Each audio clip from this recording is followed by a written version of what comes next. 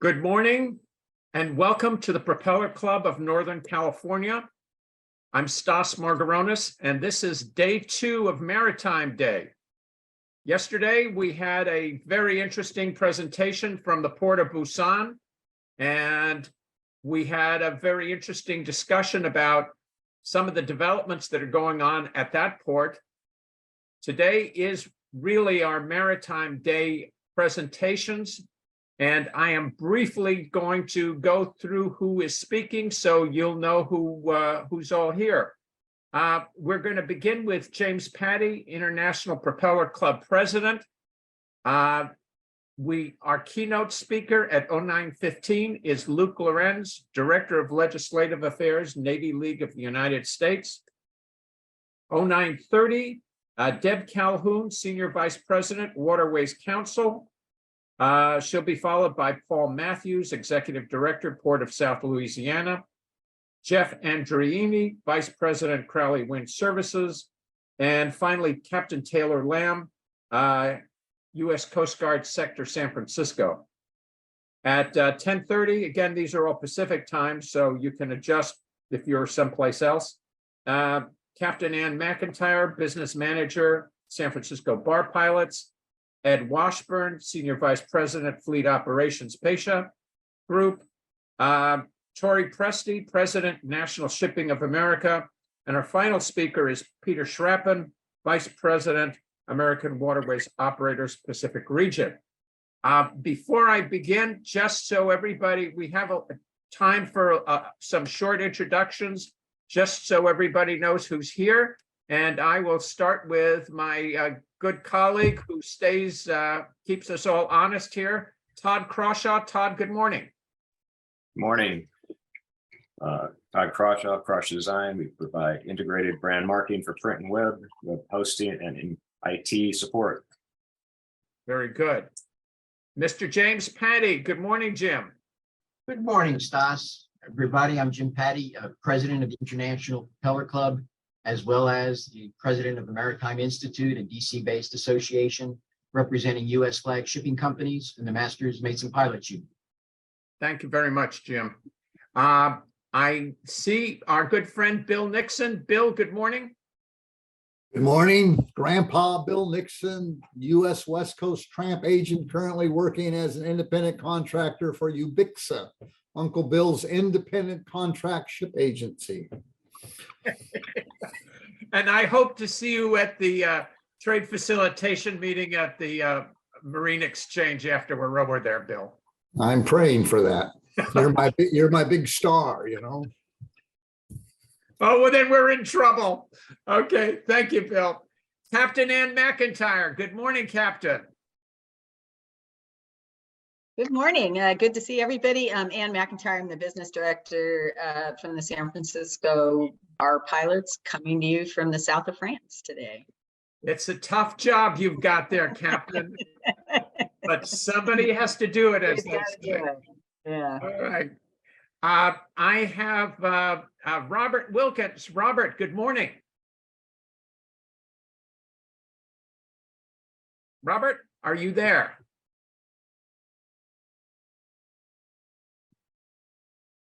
Okay, I will assume we'll get back to Robert in a second. I'm sure he'll come back in there. Okay, Captain Taylor Lamb. Captain Lamb, good morning.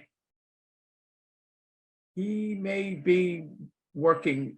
He checked in with me. Captain, are you there? All right. Clay Sandage. Good morning, Stas. Great to see you and everyone. Clay Sandage with P2S Engineering. We're a mechanical, electrical, plumbing design engineer, designing electrification and automation for port terminals. And I also represent a company called Aris Technologies. We are a new barge-based emissions capture technology that is entering the market in the West Coast. Thank you. And Clay, is our vessel operational yet? We've just completed all of our third-party verification testing, submitting all that information to CARB probably next week, and anticipate having our first executive order on our barge-based unit that's in San Pedro Bay probably in the next 60 days. So very close. Very good. So that means that you'll be able to filter out some of those vessels that can't be shore powered. That's correct. Very good. Clay, thank you very much and good to see you. And please keep me posted on your progress. Indeed. All righty, thank you. Deb Calhoun. Good morning, Miss Calhoun. Good morning. Thank you for having me. I'm Senior Vice President of Waterways Council. We're based in Washington, D.C. I am based in Paducah, Kentucky, that we call the epicenter of the inland marine industry. So happy to be here, and I'll be telling you a little bit more about it during my presentation. Very good, Deb. Thank you very much. Emily Sinclair. Ms. Emily, good morning. Good morning, everyone. I'm Emily. I'm with the Pasha Group in Corporate Communications. Thank you, Emily. I see Jeff Andreini. Jeff, good morning. Hey, good morning. Jeff Andreini, Vice President, Crowley Wind Services. And you have lots of news to tell us, I'm sure, about what's going on in Humboldt Bay. Sure. I'm certain I can do that. Hey, we will talk to you soon. Thank you very much, Jeff. Paul Matthews, I can't hear. I'm going to try and log. Okay, Paul's going to be back. Admiral Joe Whitehead, Executive Vice President, International Propeller Club. Admiral Joel, good morning.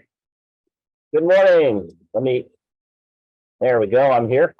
Good morning, everybody. Glad to be here. I'm looking forward to this. Thank you very much. John Carlier. Good morning, Captain John.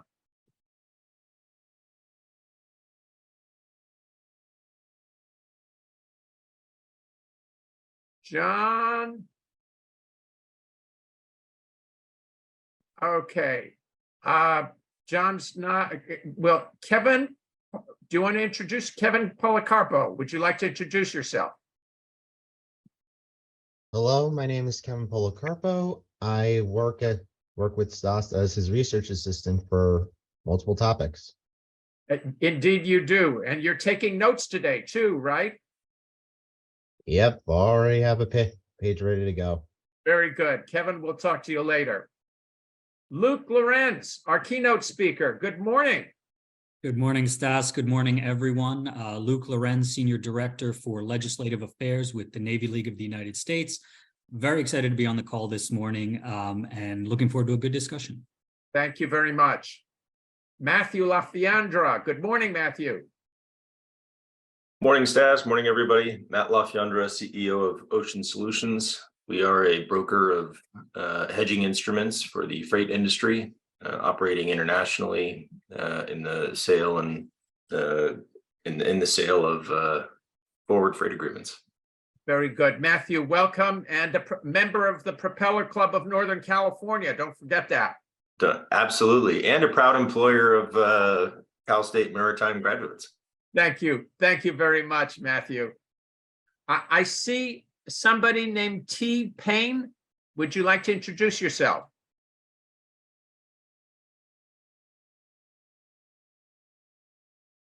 All right.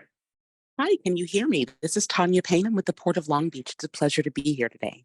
Oh, Tanya, thank you very much, and you are very welcome. Susan Sullivan, can you introduce yourself? Susan said she's having a problem with her audio. Okay. And same with Robert was too. Okay. Yeah, I don't think you can hear me. Can you hear me? Yes, we can. Yes. Oh, wonderful. Susan Sullivan with the Pasha Group, manager of the Overheim Wide Cargo, and a member of the Propeller Club board. Thank you. Thank you, Susan. Paul, did you get back? Did we see Paul? Okay.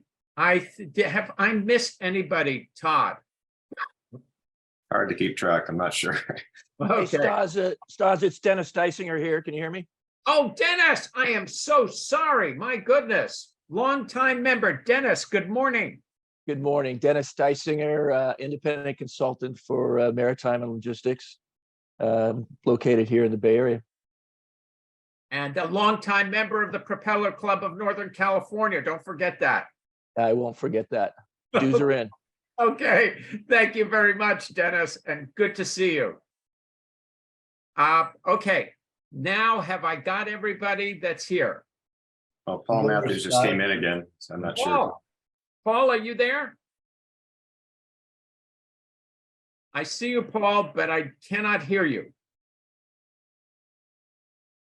I'll take your spot for a minute, Stas. Ed Washburn, Senior Vice President of Pasha, Hawaii. Happy Maritime Day. Thank you. Ed, thank you very much. And we have some good news because you're building US flag, US built ships, for crying out loud. We're very excited about it. Thank you very much. Okay. Robert Wilkins just came in again. Oh, Robert. Robert, do you want to introduce yourself? We can see. Good morning, everyone. I'm Robert Wilkins from the Seafarers Ministry of the Golden Gate at the International Maritime Center. Happy Maritime Day to everybody.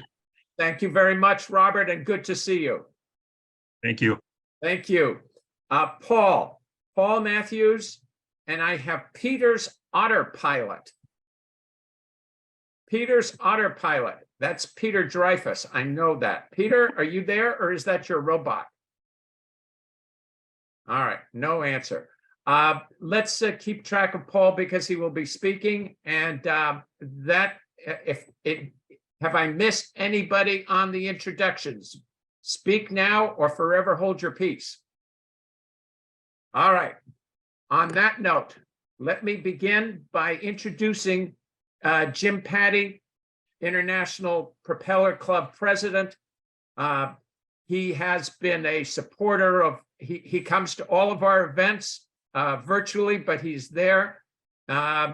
He has, it was a big help yesterday. Jim, I'm really glad to see you, and you have some inspiring words for us on our Maritime Day +1 celebration. Thank you, Jim, and good morning. Good morning again, Stas, and thank you again. And thank you to the Propeller Club Port of Northern California for the opportunity to extend a welcome on behalf of the International Propeller Club to Luke, your keynote speaker, and to all the panelists and attendees who are participating in today's event. It is fitting that you are holding this session in conjunction with National Maritime Day. History has proven that the United States must have a strong, active, privately owned U.S. flag commercial merchant marine to meet the economic and national security requirements of our nation. In fact, it is the U.S. flag merchant marine and its U.S. citizen crews that enable the Department of Defense to do its job effectively, efficiently, and with the confidence of knowing that our industry will provide the civilian merchant mariners needed to crew the surge vessels called into action at the start of hostilities, as well as the privately owned vessels and crews needed to provide the sustainment required throughout the extent of the war or other international emergency. Without this capability, the Department of Defense would either be forced to dedicate its resources to replicate what our industry can do, or be forced to entrust the security of our nation and the safety of American troops deployed around the world to those who may not share America's foreign policy and defense objectives. To do so would be to jeopardize the lives of American servicemen and women who will no longer be guaranteed the supplies and equipment they need to do their job in support of our country. This is why on National Maritime Day, we honor the licensed and unlicensed American merchant mariners who have never turned away from the challenges that must be faced to preserve the democratic way of life at home and overseas. As they did at the founding of our nation during World War II and in every conflict before and since, the men and women of the United States flag merchant marines stand ready to sail into harm's way whenever and wherever needed by our country to enhance America's military and economic interests and to support and supply our armed forces deployed overseas. Support our troops is more than a catchy slogan on a bumper sticker to America's mariners.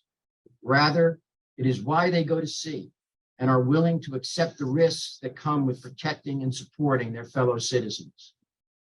This is also why we must do more than simply say job well done. Rather, we must do all we can to ensure that we have the U.S. flag fleet necessary to support the cadre of American mariners who will undoubtedly be called upon again to defend our nation and our way of life. We must all do all that we can to ensure that government officials understand the importance of supporting, funding, and implementing programs like the Maritime Security Program, the Cargo Preference Statutes, and of course, the cornerstone of American maritime policy, the Jones Act. Without these programs, and without new and innovative action on the part of the federal government and our industry, we will not have the vessels and mariners we will undoubtedly need again in the future. So in short, let's truly honor the selfless service of American mariners by making Ship American as much a component of national policy as Hire American and Buy American. So on that, thank you again, Stas, for this invitation, and I look forward to hearing from Luke and the panelists. Thank you. Jim, thank you very much. And you're making a very cogent point. We need to build more American ships and crew them with American crews. And the ultimate sea lift guarantee is if it's built in the US and shipped in the US. So thank you very much for those words. And Luke, good morning. Our keynote speaker is Luke Lorenz, Director of Legislative Affairs, Navy League of the United States. Luke, thank you very much for being here.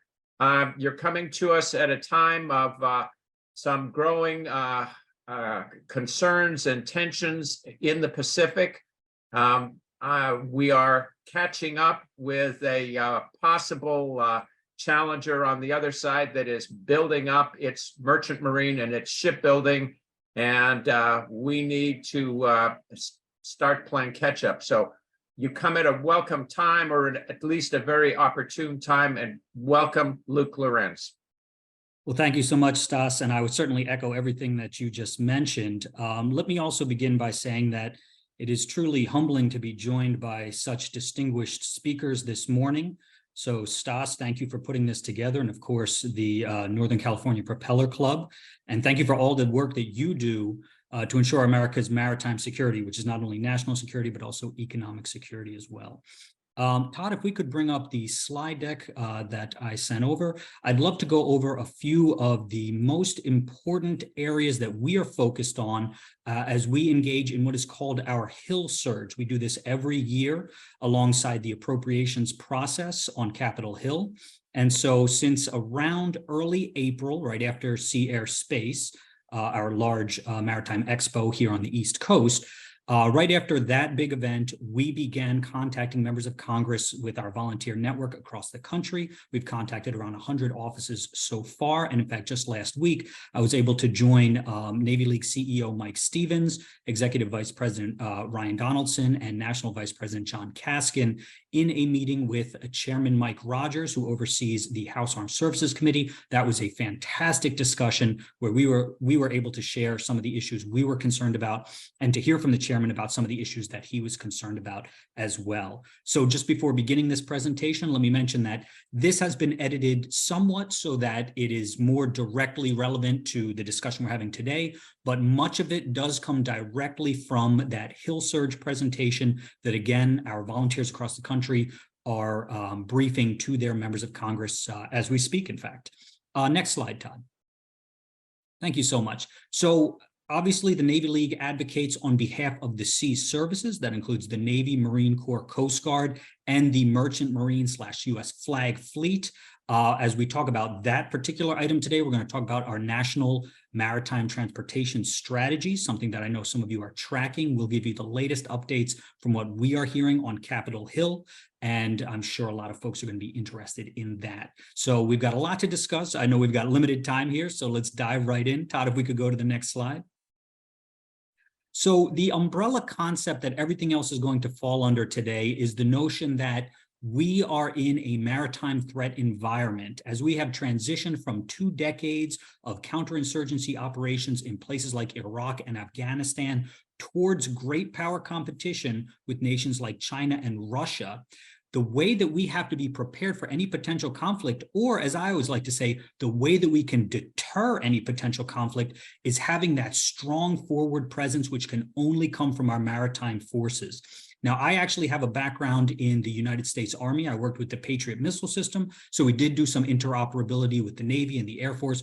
But I will be the first to tell you that we will never put boots on the ground in Beijing or Moscow. It's simply unthinkable. The way that we push back against great power rivals is in that maritime domain, in the Strait of Taiwan, in the South China Sea, in the Arctic sea lanes, in the Baltic, and places like these. That has to come from a strong and credible deterrence that comes from the Navy, the Marine Corps, to an extent, the Coast Guard working with our allies.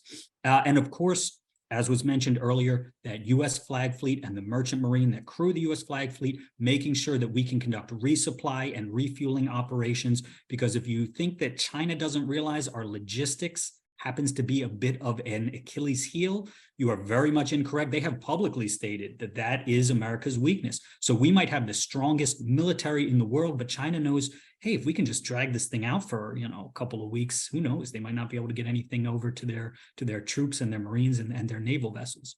So we're going to talk a little bit about that today. Next slide, please. So, of course, let's begin with the top priorities that we have for each of the sea services. This is what we're briefing to members of Congress. Next slide. With the Navy, our biggest concern is that we are not utilizing the shipbuilding capacity that we have as a nation.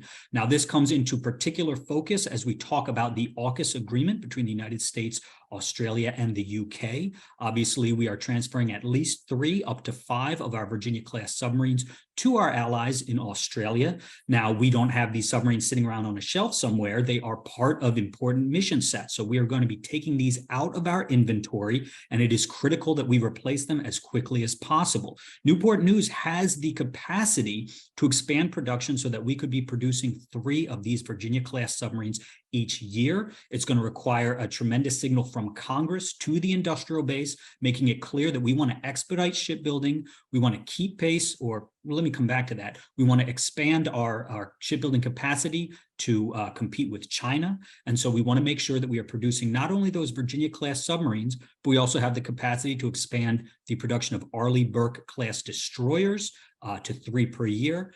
And the Constellation-class frigates, as they start coming off the line up there in Wisconsin, we can be producing 4 of them per year. This not only bolsters our national security, gets us closer to that 355-ship fleet that you've heard so much about, but of course the economic impact will be tremendous. As we are talking about reshoring production, reshoring manufacturing, bringing some of these supply chains back to the United States, expanding shipbuilding has impacts far beyond just our shipyards. It also impacts a number of other tangential industries as well. Now, getting back to competing with capacity, we don't necessarily need to be on a one-for-one basis with China. China has expansive shipbuilding capacity, but let's bear in mind that we still make a more capable, a more advanced ship. So we don't need to necessarily be on that one-for-one basis with China. However, we do need a certain number of ships in our fleet to be able to counter a larger maritime force coming from the Chinese if such a conflict were to occur. And so this type of shipbuilding program that we've discussed here in this slide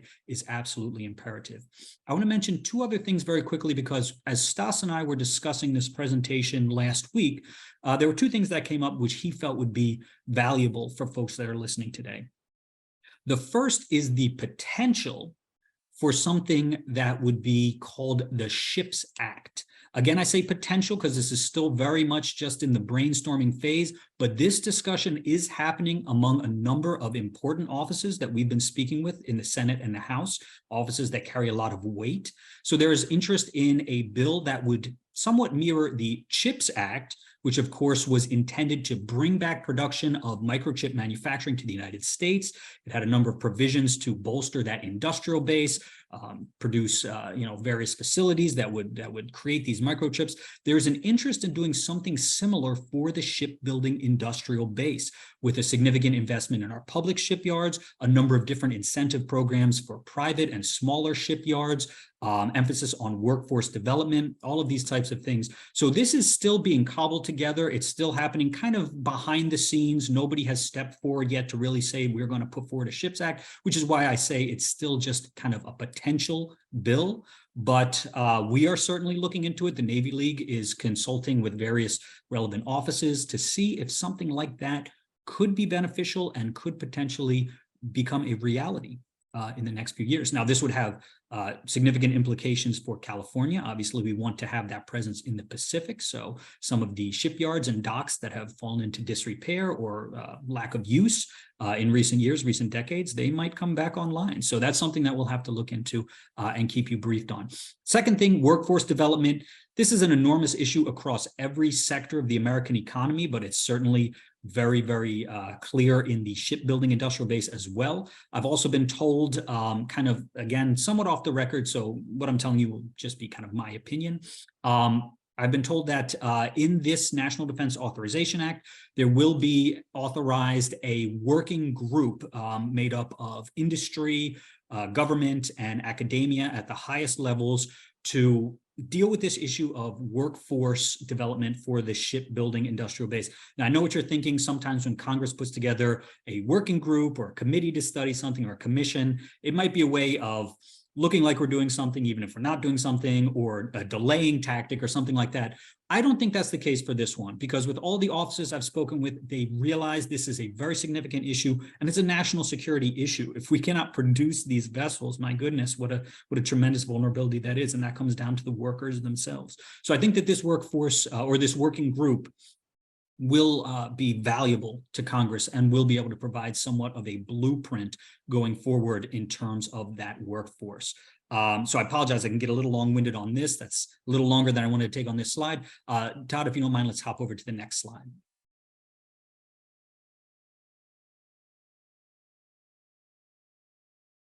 Todd, if you could bring it to the Marine Corps slide is the next one. Okay, fantastic. Thank you.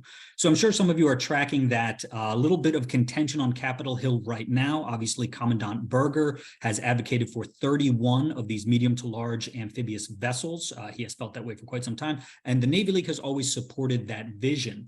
Now, the Department of Defense budget request did not include any funds for LPD 33, even though in the last National Defense Authorization Act, there was about $250 million provided for advanced procurement. This has got some folks a little well, miffed on Capitol Hill. They don't like the fact that this was just kind of left out. Again, somewhat off the record, so just my opinion, what I'm hearing is that LPD 33 will get the funding that it requires, so we'll be able to produce that vessel. The one other thing I want to mention quickly on this slide is that these amphibious vessels are not just critical for a potential conflict in the Pacific. I think some people are under the misapprehension that that's the only reason that we need these things. These are essential to any 911 rapid response operation in theaters around the globe. It could be in Africa, it could be in South Asia, it could be in any number of places. When the Marine Corps has to conduct some sort of rapid response, humanitarian response, these amphibious vessels will be critical to those types of operations. And that is one of the reasons why we so strongly support this 31 ship fleet. Next slide, please. Coast Guard, we always like to advocate on their behalf. They do so much tremendous work in theaters around the globe. I know a lot of us understand that they are the tip of the spear when it comes to drug interdiction, countering human smuggling, responding to humanitarian crises and natural disasters. But what a lot of folks don't understand is they are taking a leading role in our operations in the Arctic. As those sea lanes continue to open up, they are using their icebreakers to go up there, make sure there is not only an American presence, but also making sure that any types of transit and cargo and things that are happening up there are obeying the rule of law. Because right now, you know, as that opens up, there's not necessarily that type of law enforcement mechanism in place. So the Coast Guard is important there. And of course, they're doing a lot of training missions with our allies in the Pacific, particularly when it comes to IUU fishing, illegal, unreported, unregulated fishing, which is a big issue these days. We have been advocating that Congress provide them with a 5% increase in their operations and support budget after accounting for inflation. That's very, very important. Also doing a lot to address the backlog in shoreside infrastructure repairs. Bear in mind that a lot of Coast Guard facilities are specifically built in places that have bad weather. They are there for that purpose so they can respond. Now that bad weather takes a toll on these facilities, whether they're operational or housing, whatever the case may be. And if those facilities fall into disrepair, that has an impact on retention because nobody wants to work in a facility that's kind of dilapidated or whatever the case may be. Also, as part of their big recapitalization effort, some of the new vessels, the new cutters and things that they're bringing in are going to require some alterations to some of those facilities as well. So we are advocating that Congress really take action on that. Last thing I want to really, really emphasize here, pay parity for the Coast Guard. In the event of a lapse in government funding, for example, a government shutdown, we have a provision in place so that service members who fall under Department of Defense continue to receive their paycheck. Obviously, they're out there risking their lives for their country, and this only makes sense. However, the Coast Guard falls under Department of Homeland Security, and therefore they are not privy to that provision. We want to change that. Right now, we are supporting Congresswoman Skolton's HR 2693, Pay Our Coast Guard Parity Act of 2023. We are contacting members of Congress about that. We expect accompanying Senate legislation very shortly, so we're working on that as well. But this is very, very important. You know, these guys are not sitting around in garrison. They're out there doing dangerous missions every day. And if there is any type of government shutdown, for them to be doing these dangerous missions while in the back of their mind thinking, how am I going to pay mortgage this month? How am I going to pay for my kids' school clothes? That's just unthinkable. So we need to fix that. Next slide, please. Oh, and apologies, I know I'm running out of time. I'll try and get through this very quickly. In last year's National Defense Authorization Act, the Navy League was instrumental in getting language authorizing the creation of a national maritime transportation strategy. This would encompass all aspects of the U.S. flag fleet, making sure that we can get up to a number that is able to conduct resupply operations, again, in the event of a long-term military conflict, while also ensuring America's economic security and continuing whatever trade and shipping that we need to deal with. This will address everything from, again, workforce to shipyard capacity, programs that are in place that can maybe be expanded, like the Tanker Security Program, things of that nature. This would be a comprehensive blueprint for Congress to address our shipbuilding industrial base and our U.S. flag fleet. Now, we got that authorized. The issue at this point is we will probably need to get about $2 million appropriated for this study, so it can probably be sourced out to a third-party organization, a think tank that is reputable in the field of maritime issues, so that we can get this thing put together and sent to Congress. Very, very important. We're talking to a lot of offices about this right now, and we're very hopeful that we will get that taken care of. Next slide, please. And of course, the unsung heroes of any conflict, the merchant marine who risk their lives to bring the bombs, the bullets, the beans, the boots, everything you can imagine to our forces overseas. We worked very hard on the Merchant Mariners of World War II Congressional Gold Medal Act of 2020. And one of the things that we're supporting also this year is doubling the State Merchant Marine Academy Student Incentive Program to make sure that we are producing the mariners of the next generation. Next slide, please. Additional concerns. Continuing resolution is very possible. This costs, the DoD quite a bit of money, but unfortunately, sometimes there's just no way around it. We support the Sea Cadets, the Young Marines, and as I just mentioned, the Student Incentive Program. Next slide, please. And this is just kind of a summary of everything that we've discussed so far. Next slide, Todd. And that's everything. Stas, I'm sorry, I don't know if we have time for questions. I know I went a little bit over, but I hope that was helpful for you folks. And if you do have any questions, you can always reach out to the Navy League. We're happy to answer your questions. Luke, thank you very much. And I want to ask you, the GAO has had a series of reports about serious problems at our naval shipyards. The GAO has reported that we're cannibalizing destroyers because the destroyers that we're building are not working. And we also had a series of vessels break down that have had to be returned. The common denominator is shipbuilding, the quality of shipbuilding, the higher cost, delays. If I cannibalize a ship, then I'm taking one out that should be there, that isn't in there. This idea of the SHIPS Act, I think, is very, very interesting and very forward thinking. But we have a lot of small crawl before we can walk things that we have not paid attention to. Luke, do we have a shipbuilding crisis, and what do we need to do about it? Well, Stas, I'm not going to call it a shipbuilding crisis, but I am going to say that maintenance and some of these needed upgrades and things of that nature, modernization, have taken a backseat to other realities and other prerogatives. Now, the CNO has made readiness a top priority, which means addressing some of the issues that you've discussed. However, this is going to require a certain level of funding, which at this point will either take away from other programs or we have to get Congress to allocate more funding. Obviously, the Navy League is advocating strongly for Congress to advocate more funding for these necessary repairs. But we're also going to need the facilities to conduct expanded maintenance operations, things of that nature. That's again where that Ships Act comes into play. So I'm not going to call it a crisis, Stas, but I am going to say that there's a lot of work that needs to be done, and the Navy League is doing a lot of work on Capitol Hill to try to address these issues. One follow-up on that, Luke. Our friend G Captain has been quite vociferous about a number of issues that you've touched on this morning. But he has an interesting idea, which is that the Maritime Administration should be more utilized in terms of its ability to finance and support new shipbuilding. And the Title 11 program would be a possibility of maybe supporting and amplifying on what you are talking about, because you could provide loan guarantees that if you were putting a ship in a sea lift fleet or in some sort of governmental operation, there's a way to guarantee that loan. Has that been looked at all?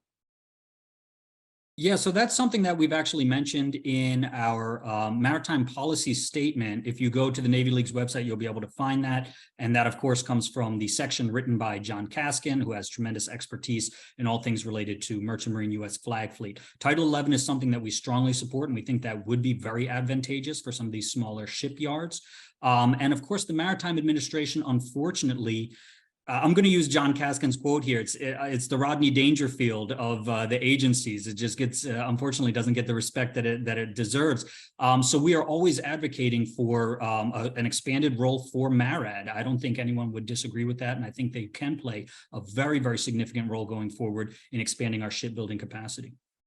Luke, thank you very much for this. I would like to follow up with you at some time and talk to you about this. You've done a really good job of staying in. I've made us late. You tried to keep us early. We look forward to more conversations with you, and thank you for your excellent presentation. My pleasure, Stas. Thank you. Okay. I am going to now introduce our infrastructure and ports panel. Deb Calhoun is one of the most knowledgeable people. She has been my interview source for 11 or 12 years when I write about inland waterways. I don't want to say she knows everything about the inland waterways, but if she doesn't, I don't know who does. So with that, Deb, good morning, welcome. And we are ready and willing to hear what we need to be doing on the waterways. Well, thank you so much, and to the Propeller Club. I also should have mentioned that I'm on the board of the Propeller Club of Paducah, so very proud of that as well. Todd, if you want to bring up the slides, we'll get started, and I appreciate the opportunity to tell you a little bit more about the inland waterways and its infrastructure. Next slide.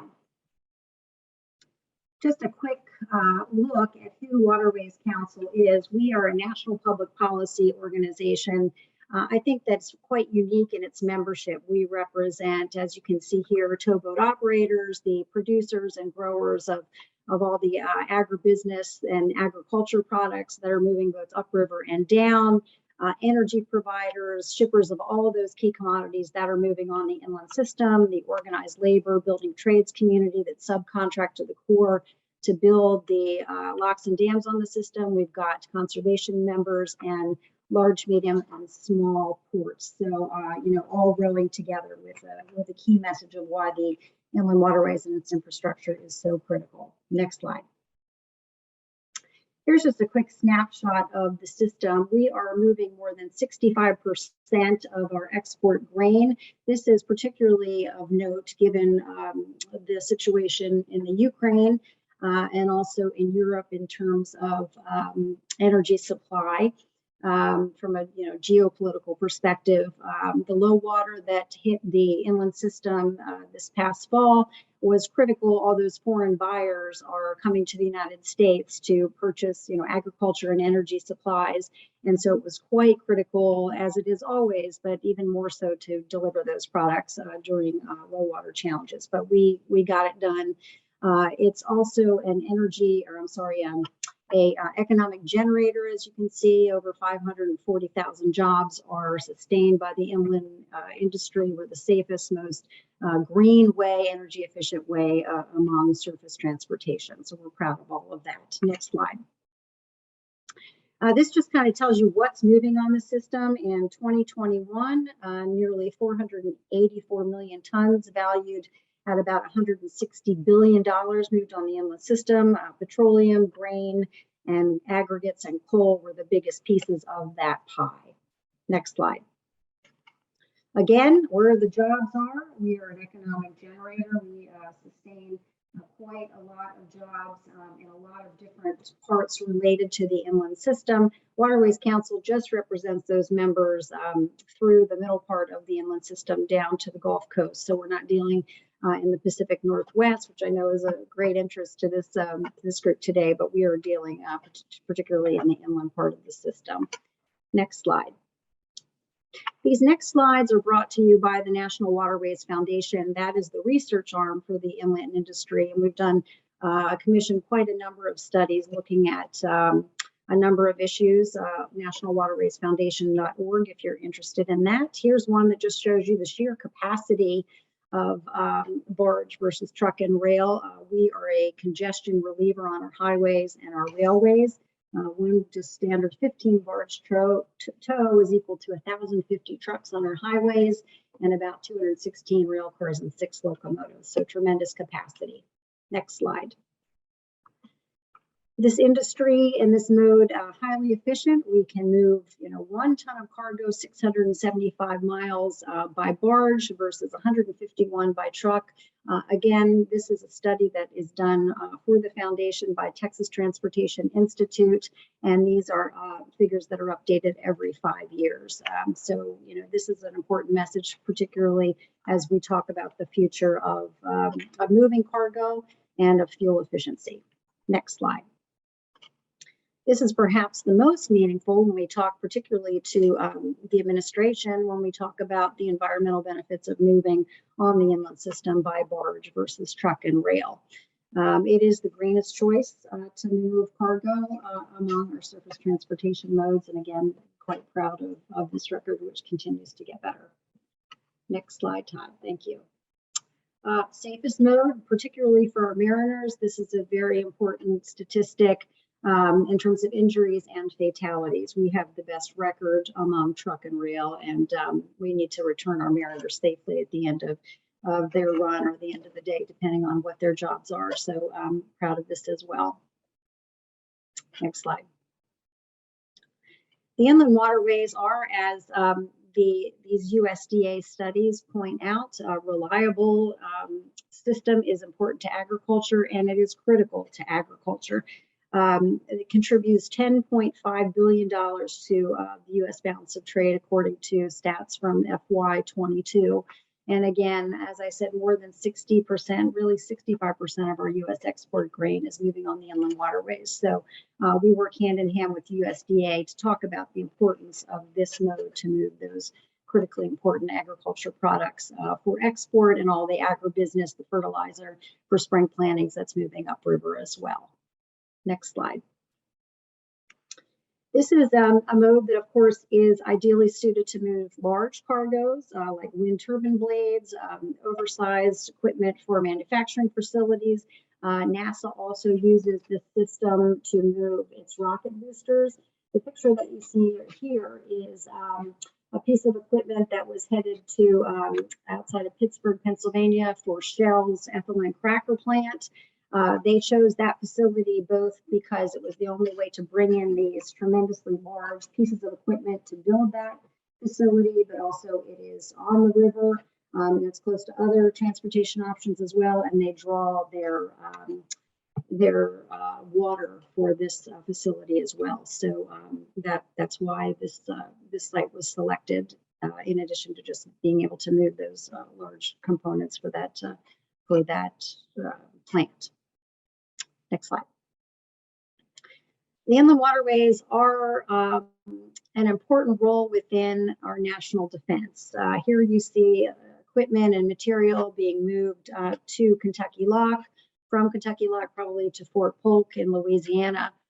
just brought in 17 students from National Defense University and talked to them about the importance of the inland waterways, as we do each year. But this year we did a field trip with them, and we went to Fort Campbell and heard from soldiers there talking about the use of the inland waterways to be able to move this equipment. And so, you know, we raised this issue because it's not just for commercial operators, the inland waterway system, but it's for recreational users, it's for industrial water supply, it's for, of course, as we are touching upon here, national security and many other beneficiaries. So not just, the locks and dams are not just for commercial operators, many uses for this key infrastructure. Next slide. These next slides will just give you a snapshot of funding for the Civil Works component of the U.S. Army Corps of Engineers. So this is not military construction, but their Civil Works program. As you can see, the blue line is the president's budget and the red line is the final appropriated amount. We can see that we were fairly flatlined in the president's budget from 2011, fiscal year 2011 through 2020, and then it began to rise. But you can see the appropriated level, which is really the important one, the funding that ends up in the Corps' pot of money. As you can see, it's been on the rise, which we're really proud of. The FY24 request was $7.41 billion. The FY23 appropriated amount was $8.66 billion. We are awaiting the Energy and Water Development Appropriations Bill to be marked up, and who knows when that will happen given the debt limit negotiations. Next slide. This is funding for, well, go back one. This is funding for the operations and maintenance. This is the amount that's fully funded by the General Treasury to manage dredging, channel maintenance, and the like. Again, with the understanding that this is a system that benefits, you know, the entire nation for a multitude of purposes. We're proud of this slide in the sense that, you know, you see we were hovering back in FY12 at about $2.37 billion, and we ended FY23 at, you know, more than double that at over $5 billion. So we're really looking at historic levels of O&M funding for the inland waterways. Next slide. This is the amount of funding from the Inland Waterways Trust Fund. Quickly, as we're running out of time here, the Inland Waterways Trust Fund is funded by a 29-cent per gallon diesel fuel tax that is levied on operators. So while they're operating on the system, those commercial barge operators, they're paying 29 cents per gallon of diesel fuel burned during operations into a dedicated trust fund. Currently, the equation for this is 65% general treasury funds and 35% from the trust fund, and that goes for new construction of locks and dams, modernization on the system, and also major rehabilitation on the system. This looks like a pretty bleak chart because the FY24 funding request from the president's budget was $0 from the Inland Waterways Trust Fund. So we are hard at work at WCI to fix this situation, and this is an improving chart, which hopefully the next time you ask me again, Stas, it'll be much rosier. There'll be additional capability funding for the Inland Waterways and its projects. Next slide. Just quickly, we were very pleased to be included in the IIJA, Infrastructure Investment and Jobs Act, that was signed into law in 21 by the Biden administration. Full federal funding, $2.5 billion came to the Inland Waterway system. And so that was quite a shot in the arm for the Inland Waterway system. Next slide. Just quickly, again, an important program to mention, the Navigation and Ecosystem Sustainability Program, or NESP. This will modernize 5 locks on the upper mists for the agriculture community and 2 on the Illinois waterway. We just saw a groundbreaking last week for 2 locks. So again, modernization is occurring on the inland system, both at Lock 25, which is the first lock in NESP, and Lock 22 for a fish passage. This is a dual purpose program that combines construction funding for navigation projects, but also ecosystem programming and habitat monitoring as well. So a unique and important program. Next slide, last slide. Just to kind of give you a sense of the impacts of unscheduled lock outages. These are not, if locks go down, this does not occur in a vacuum. If there are breakdowns due to age or mechanical failure, there is a ripple effect that can have billions of dollars worth of impact on additional charges for operators, shippers, ultimately consumers, and it would add thousands more truck or rail to the system if we did not have the lock and dam system. So this doesn't operate in a vacuum, very important part of our transportation supply chain, our transportation network. We need all of those modes working together, and particularly we're focused, of course, on the inland lock and dam infrastructure. Next slide, and that's it. I'm happy to answer any questions. Thank you again for the opportunity, Stas and Propeller Club. Very grateful. Deb, thank you very much for this. It's a very complete view. I do have a question, but I'm going to hold it until the end with our panels. And we are running, thanks to me, a little late and not to you. So thank you very much. The inland waterways is a critical link in our transportation system. We are not doing enough. We need to do some major new investments to upgrade this. Deb and I have been going back and forth on some emails where they've been talking about some strategies. Thank you very much, Deb. Our next speaker is Paul Matthews, Executive Director, Port of South Louisiana. Paul, good morning. And how is the view from the Port of South Louisiana?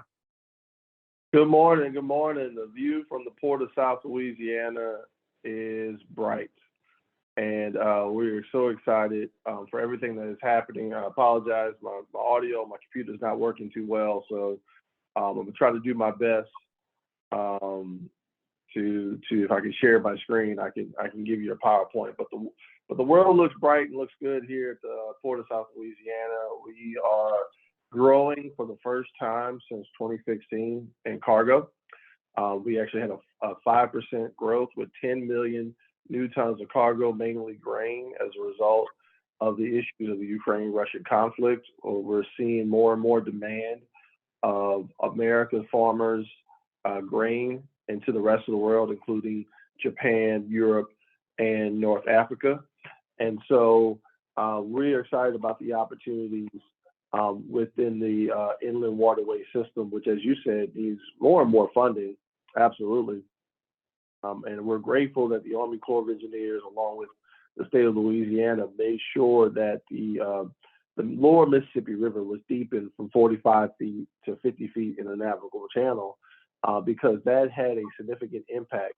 For every 1 feet of depth that was dredged, which was a total of 5 feet, it was equal to an additional $1 million in value per ship.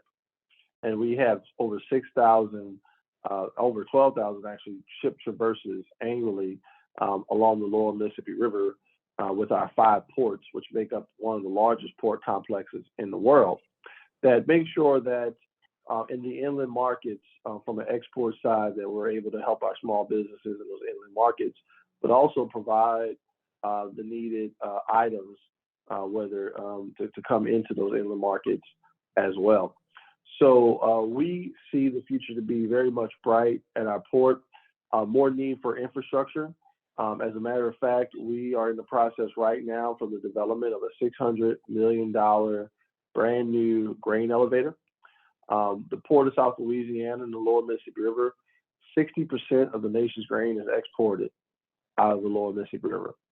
And so having that connectivity to 31 states and 2 Canadian provinces in the inland market, we have a major power that influences the rest of the world, not only feeding Europe and Asia, but major partners in Central and South America, including Colombia, Panama, Costa Rica, and Brazil.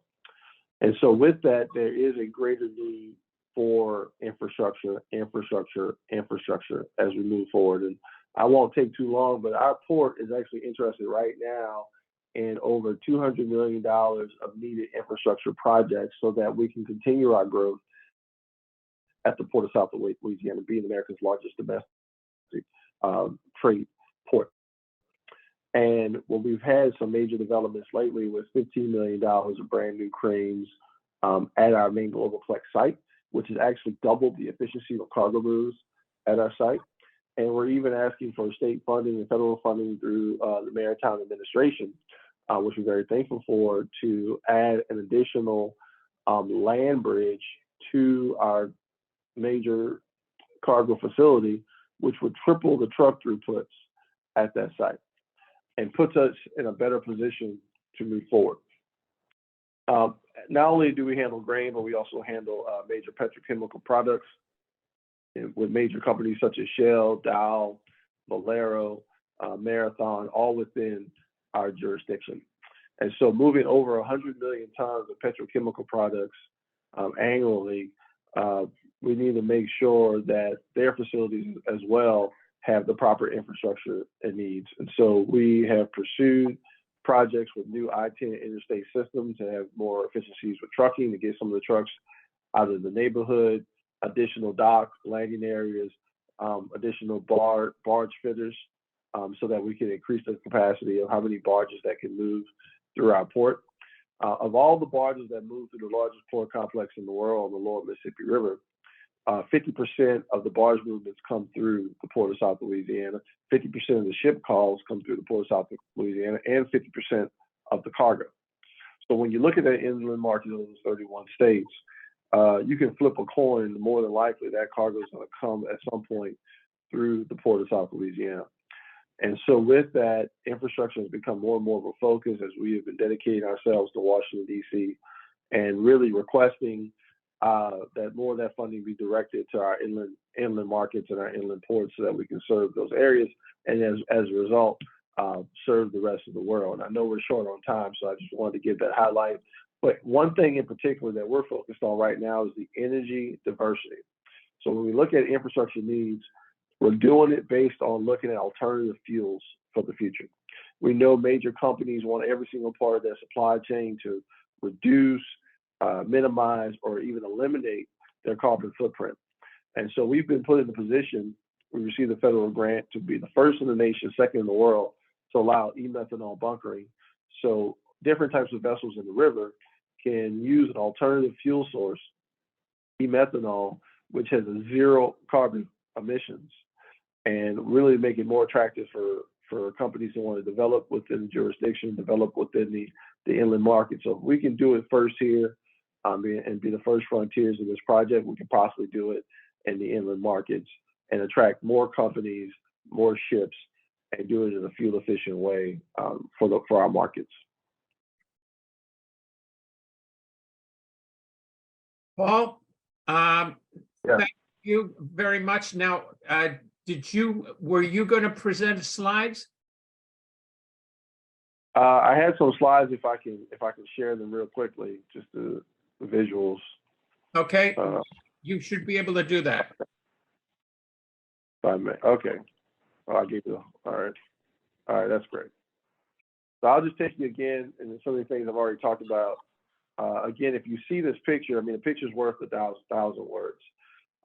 But our inland market has to be a focus consistently. If you look at the Mississippi River and its tributaries, it touches 138 congressional districts, 138 congressional districts, and 62 Senate seats with 31 states. So we as the inland market, if we all speak with one voice when it comes to funding and infrastructure, I believe that we would have a great influence in Washington, D.C., and we're seeing some of that, the fruits of that labor. I would definitely give a shout out to the Big River Coalition, who has worked very hard to make sure those 138 congressional districts and the remainder, and those 62 Senate seats and the remainder of the 100, understand what is flowing in and out of the Mississippi River and its tributaries and how it contributes to the rest of the world. We know that 1 in 4 jobs created in the United States are because of transportation, and it all comes down to that inland market. As our port, major grain exporter, I've mentioned that, and also the 4th largest foreign trade zone receiver as far as value of cargo. And we're very proud of that as well, but that's because of the value of cargo that's coming in and out of that Lower Mississippi River and in the inland waterways. Is a breakdown of our cargo. that you see. Again, grains being exported to Colombia, to China, Japan, countries of Europe, including particularly the Netherlands. And then we have a great deal of crude oil and petroleum, petrochemical products. So we're going to see a need for more of those fertilizers as a result of Ukraine-Russian conflict to come out of the U.S. And being exported to the rest of the world. And so we will see some growth in that area as well. Our major trade partners. One of the interesting things about our trade partners that we see here is Jamaica. Jamaica actually brings in a product called bauxite, which we use to make aluminate, which then in turn helps make aluminum. And then we go to the grocery store and buy those Coke cans each and every day. And so what happens around the world actually comes back to our doorstep in the inland market on the import-export side. Again, our focus is agriculture, making sure America's farmers are able to export more and more grain to the rest of the world, especially due to this Ukraine-Russian conflict, which there's going to be a need for more infrastructure moving forward. And that's why we focus on that $600 million brand new grain elevator. Infrastructure needs I mentioned, and I think it's going to be more attractive for infrastructure if we focus on energy diversity and looking at all the options, all the ways to reduce, minimize, and eliminate our carbon footprint. One of our biggest companies here is ADM, and we're working with them to establish some new dust systems to reduce the emissions, barge wall systems to improve efficiencies, and also dock reinforcement to maintain production. And we're also working with them on potential expansion projects, and that's where we're going to DC to apply for different grants and extra potential appropriation dollars to get those done. And then the last speaker talked about appropriations for the Army Corps of Engineers. It's key because none of these projects can happen if we don't get the permitting and get it in an efficient manner. And then they're not able to make the right investments that benefit all of us in the area. Here's many of our projects, again, that we're focused on that all benefit the inland waterway system. $40 million in completed projects with $24 million ongoing. And then the infrastructure projects needs over $160 million within our region that would then impact what the waterways do as a result of all of our barge movements. Again, the energy diversity is a cost of almost $7 million. That low carbon footprint is going to be a great attractor to more cargo coming through the inland market. So we're excited to see that opportunity. So thank you, Stas, for the time. Really appreciate it. Paul, thank you very much for a very comprehensive view of the situation from the Port of South Louisiana. Good luck on the investments that you've talked about. The grain elevator is scheduled to be completed when? The grain elevator is scheduled to be completed by end of 2024. Very good. And that is going to increase your capacity by how much? By 10%. So it'll be an additional 10 to 12 million tons of grain. So I think that's good news for farmers. Very good. Paul, thank you very much. And we look forward to hearing your progress. Thank you so much. Our next speaker is Jeff Andreini, Vice President, Crowley Wind Services.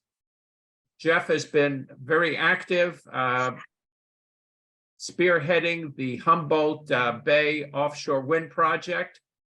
Jeff, good morning. Stas, good morning to you and to everybody on the call, and thank you for having me. You're welcome. I think I had sent off a presentation, so hopefully somebody's got that and they can load that up. If not, I can share it. Yep, No, there we we've go. got it. Go ahead. Yep, why don't we go to the next slide? So real quick, for those of you who are not familiar with Crowley, a company that was founded in San Francisco more than 130 years ago, today headquartered in Jacksonville, Florida. 3 generations of owners. The one there in the bottom square is the one who is leading our efforts here today. Over $3 billion in annual revenues, 7,000 employees worldwide, and proud to say that More than 65% of those employees are mariners working globally for Crowley on vessels that we either own, that we operate, or we do some level of ship management for. Next slide. So what I'd like to do today for the audience, because it is new, offshore wind is beginning here on the East Coast, where I'm located at today, and is getting started, as Stas and others know, in earnest on the U.S. West Coast. But I still get a lot of people who ask me, and in fact was in a meeting today, about, well, is it really going to happen? And I'm here to tell you that Crowley is actually doing work, their first wind jobs beginning this month, the first of 3 that we will have this year. And so just a little bit about what we're trying to accomplish. Our vision is to be a full service turnkey provider in the supply chain, both on the construction installation side, and then also on operations and maintenance and repair. And why do we say this? Well, we say this because we look at what Crowley's history has been and where we're at today.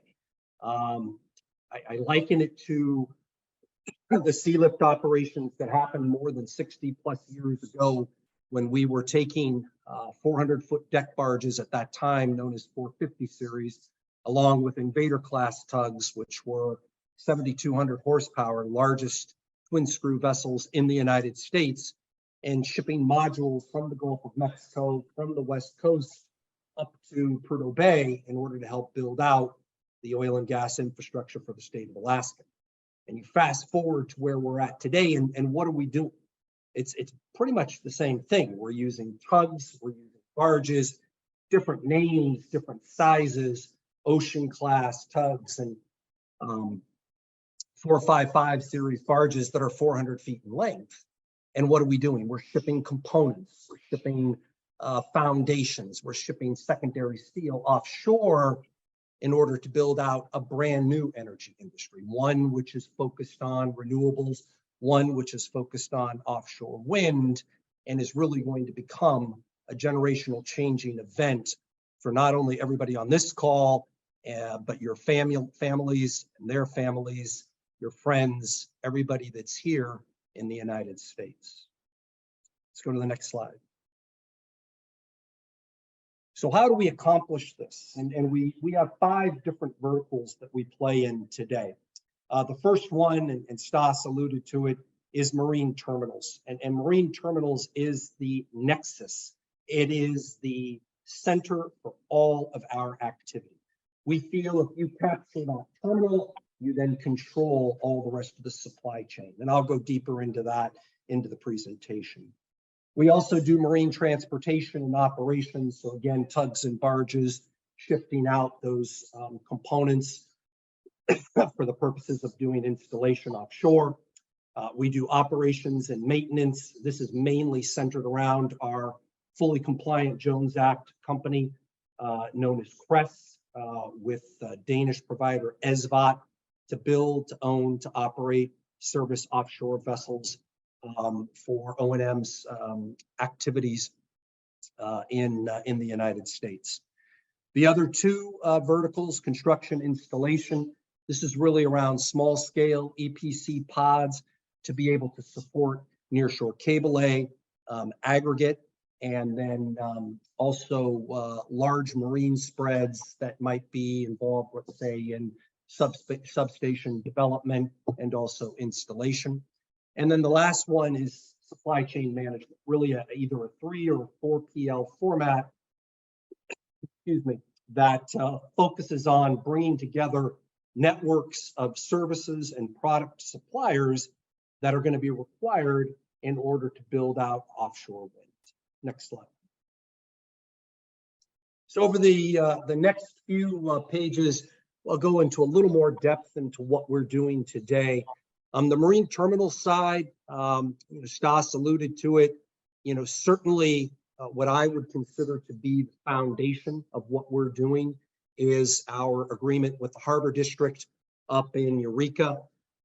We have signed an agreement as of last November where we will help develop and operate 168 acres on behalf of floating wind for the state of California and for all of the US West Coast. Very excited about this opportunity, and really has given us the stage to be able, as I mentioned earlier, to play in all different types of areas, working together with the developers as they begin to figure out, what amount of lease space that they want to have there. Working together with fabricators to decide how are they going to build out the components. Working together with engineering firms who are in the process of designing multiple different types of floating ballast systems. OEMs who want to do the blades and the components. It basically is endless, the amount of opportunities that are in our lap right now to be able to build out the very wide and vast supply chain that is going to be required to be able to support offshore wind on the US West Coast. I would be remiss without saying we are also in the state of Louisiana. Very proudly, we have 43 acres for which we will be looking to develop and operate in the Port of Fourchon. And over on that left-hand side, you can see the rendering of the port that we own up in Salem, Massachusetts. That's 42 acres on behalf of anchor tenants that would be Avangrid and Copenhagen Infrastructure Partners for their projects in Massachusetts and in the state of Connecticut. Next slide. Supply chain management services, and as I mentioned, this is a critical component to how the whole infrastructure is going to work.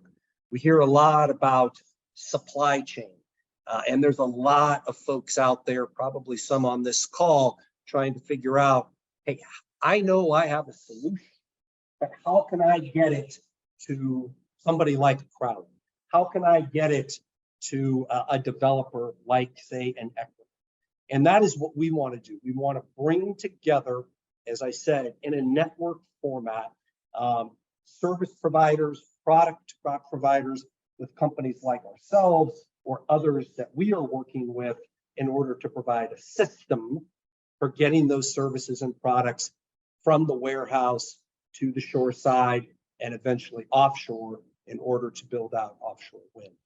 The other piece to this that is going to be critical is also having a system that's going to build out a workforce that's going to be able to develop and also perform not only onshore when you're talking about technicians who are going to be doing the service and the maintenance and eventually putting those or marshaling those components on board semi-submersibles or barges to be able to go offshore, but also those technicians who are going to be doing the operations and the maintenance and the repair for those OEMs over that 25-year life of that offshore wind. Next slide. Marine transportation and operations. As I mentioned, this is really motherhood and apple pie for a company like Crowley. This is, where we built ourselves up, for the last 130 years. And you can see a couple of renderings there, one of an articulated tug and barge that we have designed, and also a flat deck barge that we will be utilizing to ship components offshore for the purposes of feedering and installation. Next slide. Construction installation, as I mentioned, this is really around EPC opportunities, mainly in the areas of nearshore cable lay, which is going to be required, connecting substations with export cable to shoreside grids. And it's also for the opportunity for dumping of scour, which is aggregate, that's going to be required around the foundations of the fixed wing farms. The next slide. O&M solutions, I mentioned earlier, our pride right now is that picture that you see up above. That's the rendering of the vessel that we will be supplying to Dominion in 2026, proudly being built in Fincantieri Shipyard up in Green Bay, Wisconsin. Excited for this first and of many opportunities that we feel is going to be coming to service the O&M industry. Next slide. Just some successes that we've had. I talked a little bit about not just the terminals, but also we've won, as I mentioned, 3 feedering contracts, the first of which will begin for South Fork here in May, followed up by another one in June, and then the last one for the actual installation in the month of September. Next slide. And then lastly, what are we doing right now? Well, the biggest thing is finalizing some contracts with both Ørsted and Avangrid for feedering. We should have that done by the 4th quarter. Beginning construction in Salem in 3rd quarter of this year. We've already completed, as I mentioned, the ROFR with Port of Fourchon, looking to win the operating contract for the New Jersey wind port. And I think really exciting and very important, opened up, and Stas was there, thankfully, our first office in Humboldt about a month and a half ago, and have followed that up as of yesterday with the first hiring of our full-time employee, Director of Projects, Amy Monnier. Stas, thank you very much.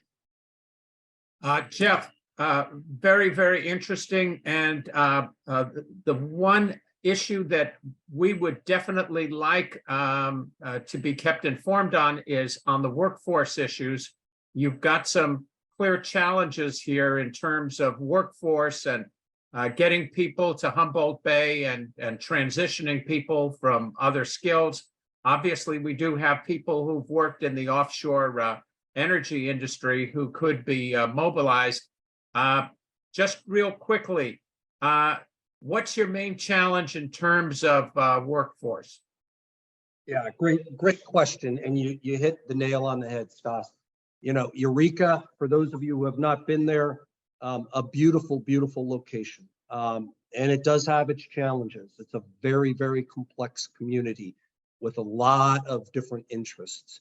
But the biggest challenge is there's only roughly about 130,000 people there. So certainly not enough of a workforce. It's difficult to get to. We've got to begin to set up development centers that can focus on bringing, as you mentioned, Stas, individuals who already, have worked in oil and gas, but are looking for new opportunities. We need to bridge that gap for mariners, especially at our academies like California Maritime, to give them the opportunities to be able to work on vessels that are going to be required, tugs, barges, semi-submersibles, anchor handlers. And then it's the technician side, setting up those global wind organization technician training and certification programs in conjunction with the community colleges, with the universities that are going to be interested in participating in this key space. Stas has heard me say this before. You can have all the terminals up and ready to go. You can have all the vessels that are all built and also ready to operate. But if you don't have the workforce, it doesn't mean a hill of beans. Jeff, thank you very much for this. And we will be staying in touch with you on your progress. And thank you very much for being with us. No, not a problem. I appreciate it. Thank you. Captain Taylor Lamb is Commander, Sector San Francisco. He is been very much on top of the cybersecurity issue. We had a presentation with the captain and some of the Coast Guard staff several months ago. Captain Lamb, welcome. Hey, thanks, Stas, and good morning, ladies and gentlemen. Thank you for the opportunity to speak with you today. I'm really excited to have this conversation and look forward to the questions later. I guess I don't have any presentation slides, but I did want to just speak verbally on a couple of key points. But before I did that, I do want to give a huge shout out and thanks to the keynote speaker, Luke, for the range of different initiatives that the Navy League is undertaking now. And I especially appreciate your comments with respect to the Coast Guard and your advocacy there on the Hill and elsewhere. For Jeff's presentation on offshore wind, clearly an area where the Coast Guard is heavily invested. to make sure that that is a safe, secure domain. Things like search and rescue, things like port security and maritime critical infrastructure. Those are issues that the Coast Guard continues to navigate as we look to a more complex and constantly evolving marine transportation system. So look forward to further dialogue on that. As Stas alluded to, I really wanted to take a few minutes briefly, because I know we are getting short on time, to focus on the Coast Guard's efforts in the cybersecurity domain. I wanted to talk briefly about some of the different lines of effort that the service is undertaking in that area. And so what I would just quickly, as a refresher, remind folks, in 2021, the Coast Guard released a cybersecurity strategic outlook, which outlined a couple of different lines of effort, really defending the information space that we operate on within the DoD, or Department of Defense, information network. But clearly, line of effort number 2 resonates with this audience in terms of safeguarding the marine transportation system through cyber. And the last effort really is operating through cyber domain, in addition to our kinetic or physical safety security missions in the service.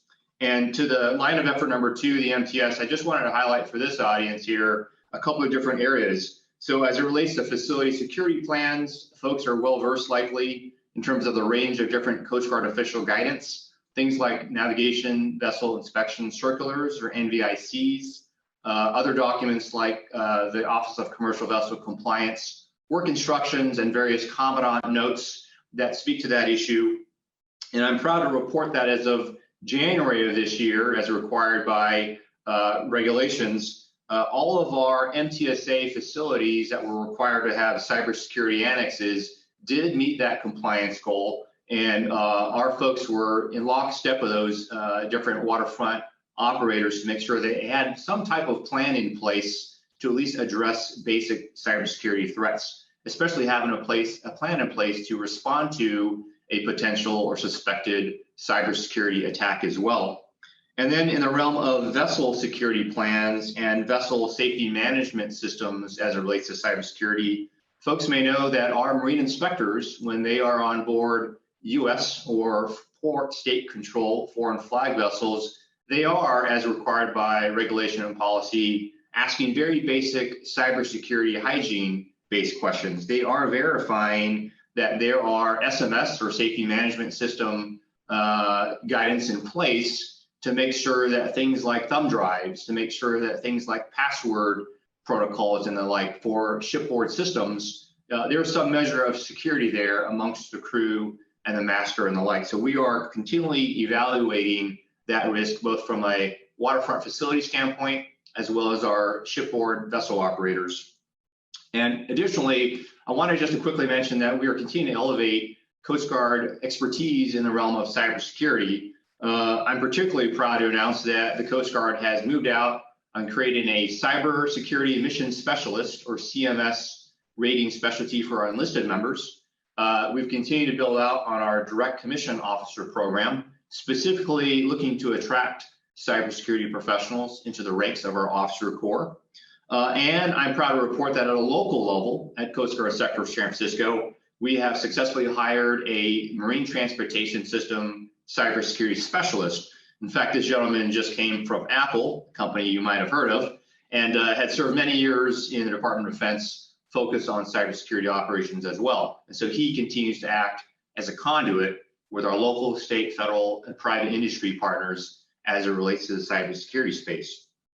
Additionally, we've partnered with the Stevens Institute of Technology, based out of Hoboken, New Jersey, to develop a course that's focused on MTS cybersecurity. So our inspectors are trained and educated on the basics of what they should be looking for when they're at the facility and they're on board those various vessels. And I'm also proud to report that the Coast Guard Cyber Command has created a third cyber protection team, or CPT, that is really a fully deployable entity of professionals that can go out in various parts of key ports across the US to conduct what are called assessment and hardening missions, where they'll actually check the security posture, cybersecurity posture of various MTS stakeholders. In fact, locally over the last couple of years, we've had now 5 key entities within the Bay Area marine transportation system where they've taken advantage of the cyber protection team's services and have in effect hardened their security posture with more assessments to follow. The CPTs are also a fully deployable reactionary force as well if an entity believes that they have been hacked or attacked within the MTS space, and so they can help address some of the vulnerabilities and identify how extensive that hack may be. And as folks on this line might imagine, we've worked extensively with our DHS Cybersecurity Infrastructure Security Agency, or CISA, partners, as well as FBI cybersecurity SMEs, subject matter experts, in addition to other state cybersecurity officials as well. Stas, I know I'm running awfully short on time. I will just simply leave it with this. On the next topic I wanted to quickly highlight was the area of sexual assault and sexual harassment within the maritime industry. I would draw to this audience's attention Marine Safety Information Bulletin, or MSIB 01-23, which essentially streamlined the reporting requirements for any suspected incidents of sexual harassment or sexual assault within the maritime industry aboard commercial vessels and the like. And I'm happy to put this in the chat later if you like, but essentially our Coast Guard Investigative Services, CGIS, has taken the lead, and there are a number of different reporting mechanisms, anonymous online smartphone apps on a phone number, and as well as an email address that we would urge all mariners to be mindful of, as we know that those types of incidents only erode the level of effectiveness within our global supply chain and our commercial mariners in terms of the important missions that they do. Last thing, I don't know if we're going to have time for this later, but I will tell you we have had a flurry of storm systems across the Bay Area since January or so. I think we're up to 15 atmospheric river storm systems, if I have lost count, as well as a very gusty windstorm that came through in late March. And just a huge shout out. I think we've got some San Francisco bar pilots online here, Captain McIntyre, Captain Carlier. Really appreciate the level of collaboration that those professionals have put forth with us, our vessel traffic service, as we try to keep the marine transportation system safe and secure for everyone. In fact, I think we had 9 vessels that drug anchor during that windy gust event. And thanks to our pilots, they kept all of our mariners and our waterways safe because of that event. So that's what I've got for you, Stas. I look forward to the additional questions and discussion. Thank you. Captain, thank you very much. And Captain Ann, I'm sure you could address that issue of the storms that was raised by Captain Lamb. Captain Lamb, quick question.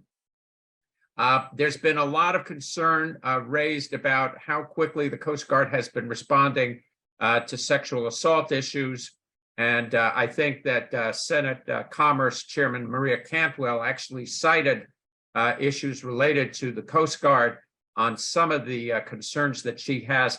The streamlining that you're talking about, how is that going to make things better than it has been before?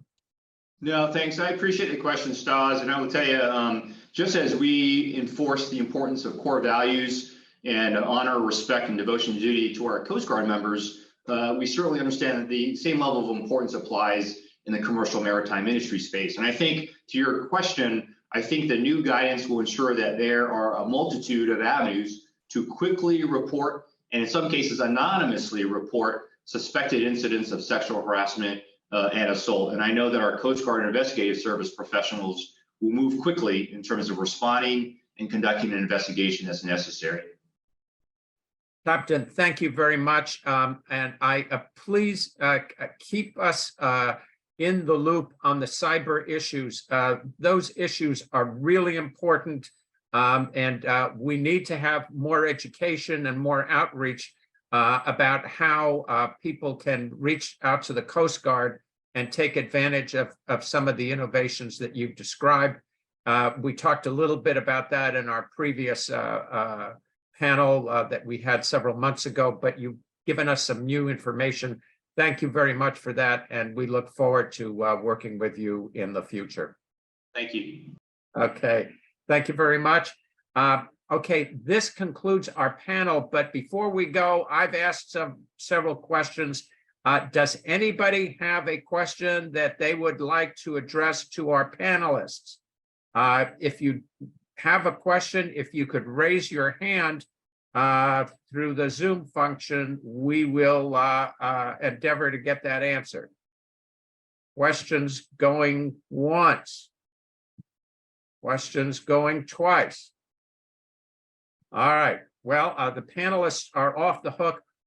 Deb, I'm going to ask you one quick question. You and I shared a news story in which you were quoted on about the need for a comprehensive investment to upgrade the inland waterway system. We have a shortfall, I believe, of $8 billion right now of work that's being done. The longer these take to fix, the more delays we have, and it's, I think, time that we got ahead of this rather than behind this. Does the industry have any long-term strategies it would like to see put in place to obviously invest more money in a long-term solution and upgrade for the lock and dam system? Well, as I mentioned in my presentation, the $2.5 billion that was provided from the IIJA to the inland waterways infrastructure was great. Several projects were, quote, funded to completion. But that has not come to pass when you now have inflationary challenges and supply chain delays and contracting issues that the Corps is facing. So we are looking at a number of areas. You know, the cost share that we have on the trust fund with the General Treasury is one area that that we've dealt with in WRDA. We've got a WRDA coming up in 2024. And we also work very closely with the Inland Waterways Users Board on the capital investment strategy, which prioritizes projects across the system in terms of risk of failure and how much has been invested thus far, how much will it take to complete them and return those cost savings to the nation. So we're looking at a number of areas that can improve that system and working very closely with our partners, the Corps of Engineers. So to be determined, and hopefully I can share more soon. Deb, thank you very much. I appreciate that. Thank you. Stas, we have a question from Matthew LaFionda. Matthew, go ahead. Or Jeff. For Jeff. Yes. Matthew, go ahead. Yeah, question for Jeff Andreini. Your investments in terminals and feeder vessels and the support network aside, where are the vessels to actually install the offshore wind terminals coming from? Because as I understand it, most of those are foreign flagged at this point, and there are no US flagged installation vessels. Do you see that changing in the near term? Yeah, it's a great question, Matt. And I think everybody is aware of the challenges that are out there today. All of the installation vessels that you see are all going to be foreign except for one. And that is the one that is currently being built by Dominion in the Gulf of Mexico, the Charybdis, which should be ready to go, I believe, sometime next year. But outside of that, no other company has really come forward and is building what I would say is the standardized WTIV. There is a company that is building called Blue Tech Industries that is building more of a WTIV light. I don't know that they're building one yet, but they do have designs to be able to do something like that. So it's going to be quite challenging, to say the least, because you're going to be endeavoring to do something that has never been done before, which is taking a tug and a barge, fully loaded with blades and towers and a rotor, and getting it alongside a WTIV in varying sea and weather states. It's going to be very, very interesting to see how it's all going to play itself out. It is the first time I've told people before that I have ever rooted as hard as possible to make certain that my competition in FOS Maritime will be very, very safe and successful with the work that they're going to be doing on the Vineyard 1 project this year. Very good. Thank you very much, Jeff. Thank you. Matt, does that answer your question? Yeah, I mean, it's a major issue with offshore wind that we don't have any US flagged vessels to install it. And I think, Matt, yeah, I don't know who's going to step into that void. Yeah, and to your point, I think people need to understand too that price tag on building that vessel is quite high. And Yeah. it's in excess of probably $700 million.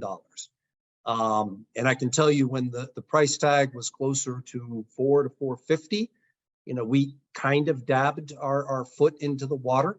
But even then, you had to have a surety that you were going to get a certain amount of projects in order to get that return on your investment.